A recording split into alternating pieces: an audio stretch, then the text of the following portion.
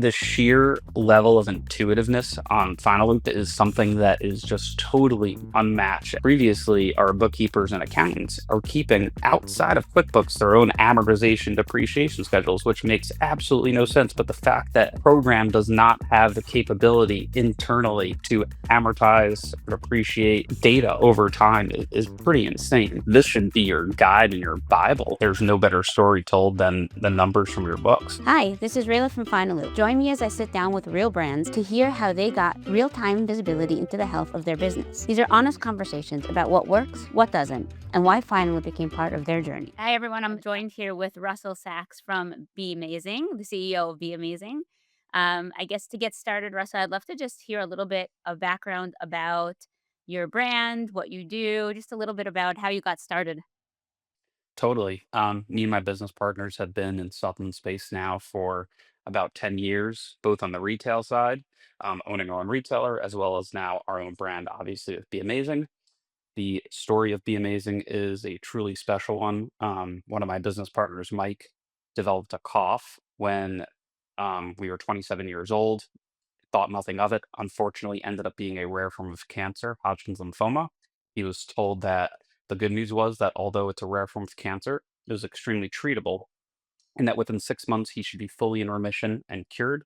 6 months, unfortunately, turned into 2 years with nothing working. His chances of survival had gone from 90% to less than 30%, with the doctors not being super hopeful. They were going to give one last chemotherapy push a try, as well as a stem cell transplant that thankfully went on to save his life. And the name of that chemotherapy was Beam, BEAM, was the inspiration for our name, Be Amazing.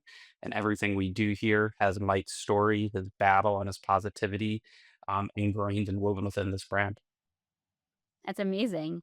I really, really love how you guys took a really dark, difficult time and turned it into like an inspiration or something you want to move forward with and help others. Um, so I guess now that we have that background, um, just in terms of how long have you guys been around? We launched this in March of 2020, which in hindsight probably wasn't the best launch time, but is what it is, and we made the best of it. Okay, got it. And you've been with Finaloop now for how long? We've been with Final Loop since 2024. 25. Okay, got it. So I guess to start off, I'd love to hear a little bit about your whole financial setup before Final Loop. So, before 2024, what were you doing to track your numbers, to get your books in check for taxes, to really be able to follow the whole process? What was that like for you? We had a pretty interesting setup where we had essentially like a part-time CFO, bookkeeper, and then somebody just doing an overview and review quarterly, and traditional using QuickBooks, which I feel like most businesses unfortunately use, and becomes especially complicated on the direct to consumer side with the level of transactions, the number of transactions, obviously a lot of categorization. So that was our setup. It took a extremely long time to close our books traditional.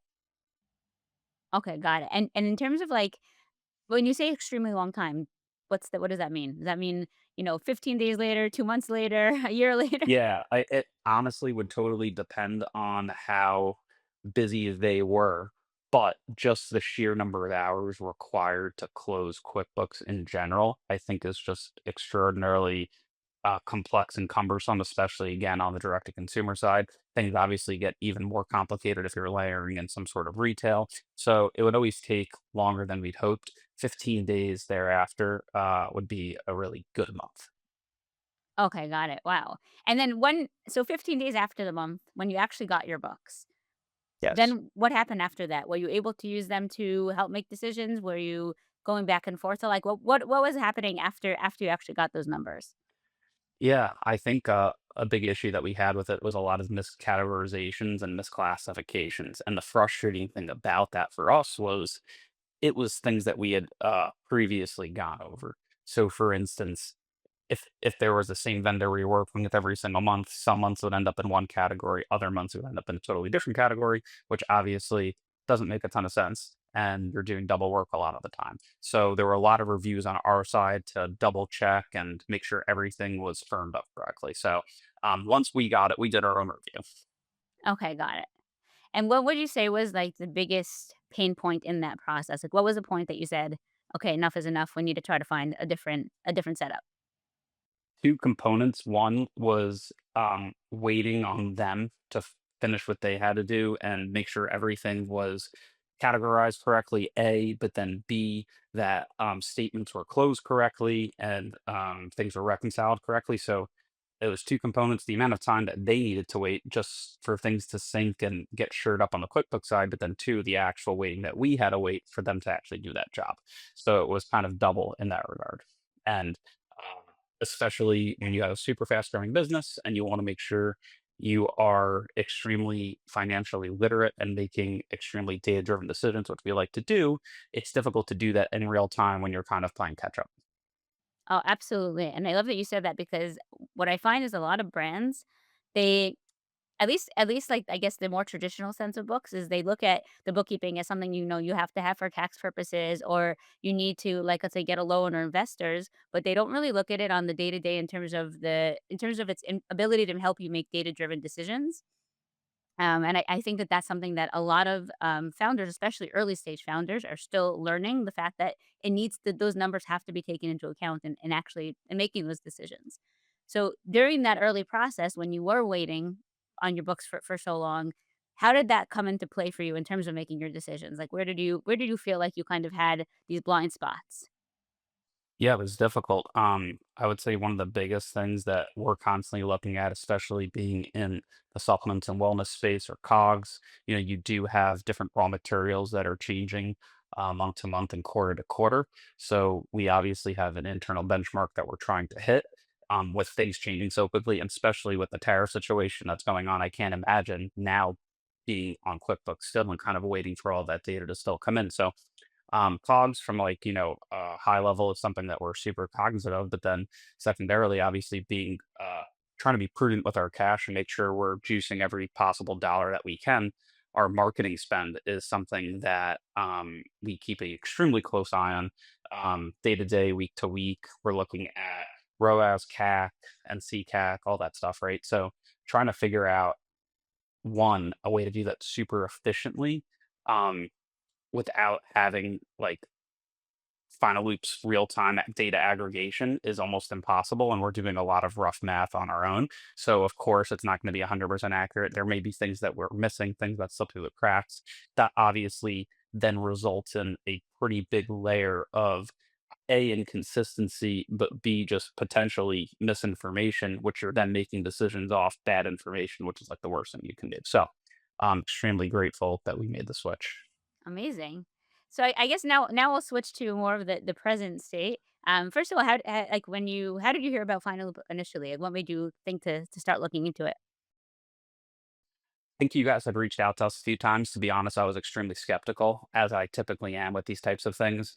And I think at the time, the pitch was essentially some level of AI driven categorization and also bookkeeping. And to me, it sounded almost too good to be true, for one.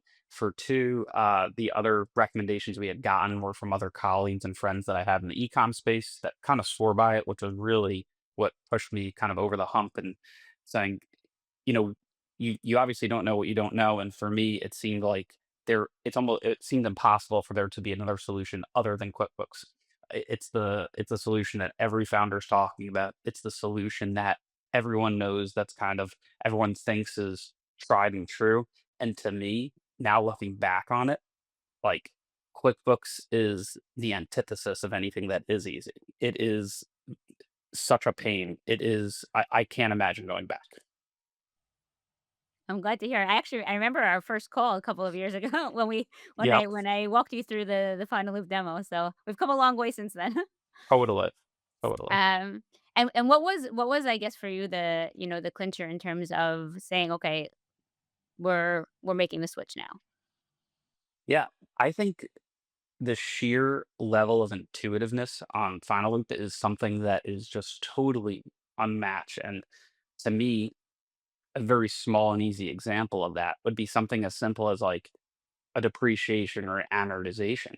Whereas previously our bookkeepers and accountants are keeping outside of QuickBooks their own amortization depreciation schedules, which makes absolutely no sense. But the fact that that program does not have the capability internally to amortize or depreciate uh, data over time is pretty insane. And that's obviously like a very small feature for you guys, but it just comes easy to use out of the box and just makes a ton of sense. So I think there's a lot of things like that that you guys do super well that it should just be the default behavior, but is not on QuickBooks. Absolutely. Okay, great. Um, so I guess now that you have been using Finaloop for a while, I'd love to hear how you use it. What do you do on a weekly basis, on a daily basis, on a monthly basis, depending on how often you go in or don't go in? I'd love to just hear a little bit about the financial process for you. Yeah, I'm personally going in weekly for me. Uh, Being cognizant of our financial position is something extremely important. And I want to know, part of my job is capital allocation, right? So figuring out kind of the most effective uses for our capital, where we should be deploying that capital, and the timeliness of deploying that capital. So for me, I'm looking on a weekly basis, making sure we're sticking to our plan, making sure that we're on track, making sure we're hitting our goals and our rocks. So for me, it's something that's crucial. Don't really know how I could live without it at this point, especially knowing that I can go in real time. And for example, Amazon is already categorized, ready to go. Amazon's reconciled. That was something, just the Amazon piece on its own took forever previously. So that Yeah, on its own is like just a huge lift. amazing. And which of the screens and the reports are you using? Like, do you have you tried out the dashboards, the different dashboards that we have? I do. I look at the dashboards. I usually like to drill them a little bit further. I'm always looking at contribution margin, obviously. I'm looking at, which I love, some of the new reporting that you guys have on the SKU level data analysis. I think is awesome, especially being able to aggregate that between all the different channels, whether it's wholesale or ecom or TikTok or whatever. I think that's a really special tool that no one else really has. Okay, great. In terms of like when you're looking at, let's say your P&L, I'm assuming you probably do that on a less than weekly basis, right? Monthly or when you're looking at your P&L, what are you looking for? What are you trying to find? How do you use it to make those decisions, or to now that you have the data, how are you using it to make your decisions? Yeah, what we're usually doing is looking at things on a channel by channel basis. So we're saying, okay, in TikTok, we spent X amount more dollars per month. What was the result of that? How much net new revenue did we get? How much of that revenue is from new customers versus existing customers?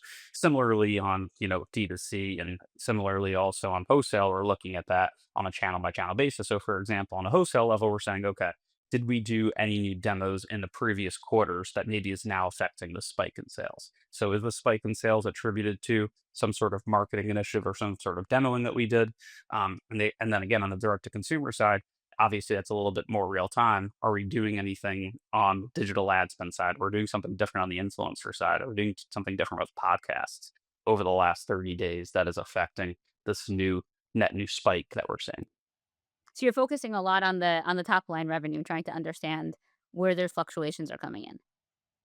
So for top line, yes, I think we're pretty good at sticking to our plan from an OpEx perspective. So I'm never super, super concerned from an OpEx because we're pretty predictable and we're pretty data driven people and we like to stay on top of that stuff. So there's never any major surprises. But I think the nice thing about Finaloop is if there was a major surprise, it's like reported in real time essentially. So we'd be able to figure it out pretty fast. Did you have any of those instances where, all of a sudden something like very unexpected came up and you're like, "Whoa, what's that?" We uh I would say the biggest thing was being able to figure out, any miscategorizations that ever have happened. So, for instance, we did sell an asset of ours a few months back, and that ended up in a place that it shouldn't have instead of being, sale of an asset effectively. So, I think those anomalies are super easy to identify, which is awesome. And that I think is one of the best features of Finaloop. Okay, great. Now let's talk about a topic that's very near and dear to, I think every founder's heart, Yeah. which is inventory and COGS.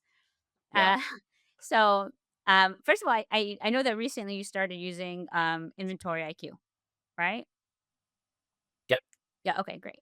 So I guess before we talk about your current setup and how that's going, I'd love to just hear a little bit about how you were managing inventory before. Yeah, inventory before was a bit of a mess because we're trying to aggregate data from obviously a bunch of different sources. We're storing stuff with Amazon and we're storing stuff at an overstock warehouse and we're storing stuff at a 3PL. We're trying to aggregate all that data together. And then obviously the movement of that inventory is even more complicated once you start transferring inter-transferring between warehouses or then obviously shipping out's different, but it becomes very complicated very fast. And again, when you're in a business like ours where the cogs are not consistent, where one order placed today could be different than an order that we place with a vendor tomorrow due to the fluctuations in raw ingredients, that obviously ends up being a pretty complicated situation. And we're constantly trying to backtrack and figure out, okay, what are the weighted average costs look like of these products? And that's something that we struggled with a bunch because it was super time consuming. And I think that's something that uh, inventory IQ does really well. Amazing. And so now that you've been using Inventory IQ, what are your what are your initial I know you're fairly new to it still, right? Totally. Okay. So what are your initial thoughts in getting everything set up and using it now and Setup seamless. I think the coolest thing about it is you're getting that full picture from purchase order to actually the COGS of what landed. So maybe things fluctuated from the original purchase order to what happened. And then you're getting that full loop closure to when it actually hits your warehouse and saying, okay, that item maybe had a bunch of individual components, maybe needs to create a recipe to get that true COG data, and that all needs to sum up together. So I think the ability to do all of that in the platform and then have the ability historically to go back and say, hang on a second, last year we were paying this. What was the reason? Oh, it was because component A was significantly cheaper than it is today. Mhm. So I think not only having it in real time, but I think the historical piece is just as important. Okay, great. Um, by the way, this is, I mean, unrelated to Inventory IQ, but I actually was having a conversation today with one of our product managers, and your name came up because of a specific new release that's coming up. And when I tell you what it is, I Oh, think it's going wow. to be very exciting. So Oh, I we, can't yeah. wait. So she said she's like, no, it's like the person we're going to try to include on the beta testing is be amazing. We have the new TikTok integrations coming out. No I know, it's way. very That's exciting. The next, like, huge. about 2 weeks or so, you should already have access to it, so That's unbelievable. that will be a game changer. It total game changer. TikTok is one of the fastest growing channels for us, and it's something we're super bullish on. We're betting a lot on it, and it's a pretty big pivot that we made to TikTok a few months ago. So we're super excited about that because right now a lot of that work's being done manually, unfortunately. But I think you guys will probably be the first of anything like that. I've heard of so many companies, so many friends that I have that own direct consumer companies that are growing really fast on TikTok. Accounting to them is an absolute nightmare. So I think that you guys are getting a ton of customers just because of that integration. That's the plan. No, because else yeah, like, with TikTok integration, obviously, there are some that you have certain connections, like even the integration between TikTok and Shopify, but a lot of them do not bring in the data that you actually need in order to fully track all of the fees and all of the units and everything into your books correctly. So, with the new release, we'll have that. So it's very, very exciting. So you should be No, getting an super email from our exciting. product team soon. Amazing. Cannot wait. That's awesome news to get on this call. Yeah. Um So I guess just going back again to your overall process, um, is there any specific examples or situations where you can think of where, you were able to use the final data to make specific decisions that you wouldn't have been able to make using your old QuickBooks setup? I mean, if we're talking about anything from a reporting perspective when it comes to unit economics of sales, A, or B, anything that comes to figuring out trends on certain SKUs, we're able to do that now outside of Shopify because what you guys do that Shopify doesn't have, the missing component and piece to that is the Amazon piece, is the wholesale piece. It's all these extra channels that Shopify's only seeing one component of the picture. You guys obviously have all the data aggregated. So for us, the ability to say, hey, we thought that this flavor was best selling over the last 90 days, and we thought the inflection point was here. We're able to look at a Finaloop data and say, actually, it was 3 months earlier when we saw an uptick on Amazon or when we saw an uptick on the wholesale channel. And what do you do when you do see that, when you identify where the way that changes? How does that impact your decisions? Yeah, no, in a big way. One, from a purchasing perspective, obviously, and an inventory planning perspective. But I think two, it ties directly into our marketing efforts, right? Because we're able to say, hey, maybe, one of the big things that we figured out is there's a lot of seasonality on flavors and timeliness of that seasonality. So if we're able to get ahead of it, whether it's a seasonal flavor coming up towards the end of the year, like a coffee mocha type of flavor, or maybe a summer flavor that's more like a lemonade, we're able to pinpoint exactly where those inflection points are happening, where those upticks are happening, so that we can plan for the next year and say, hey, okay, we were totally unprepared from one, an inventory level perspective, but two, from a marketing perspective, we need to be talking about this flavor 30, 60, 90 days before we even thought we did, because there are certain channels that are getting hit with those increased demands and velocities than we are actually on our own traditional D2C side. Okay, great. I love hearing like the success story. I love hearing that, how people are using it to actually make decisions. Because one thing I know, it sounds a little bit like cliche as an accountant saying this, but I really do enjoy when people are able to use the financial data to make the better decisions, because when I speak to so many brands at the beginning of their final journey before they're really using that data, and you hear about the fact that for the most part, a lot of decisions are just sort of like, throwing a dart with your eyes closed and hoping that they land in the right location. Yeah. So it's always fun having these calls and hearing how brands are actually using it on the day to day. I think you hit the nail on the head because, to your point earlier, I think a lot of folks say, "Oh, if this is, not a need to have necessarily because I'm making decisions off of it. It's a need to have because it's what's required by me to file certain taxes or me to present to an investor." Or it's like, no, actually, this should be your guide and your Bible for making data driven decisions on your business. You're able to look back and pinpoint an exact moment in time on what certain things happened and why. And I think there's no better story told than the numbers from your book. So it's probably some of the best data you can get. All right. Well, thank you so much. This was really, really amazing.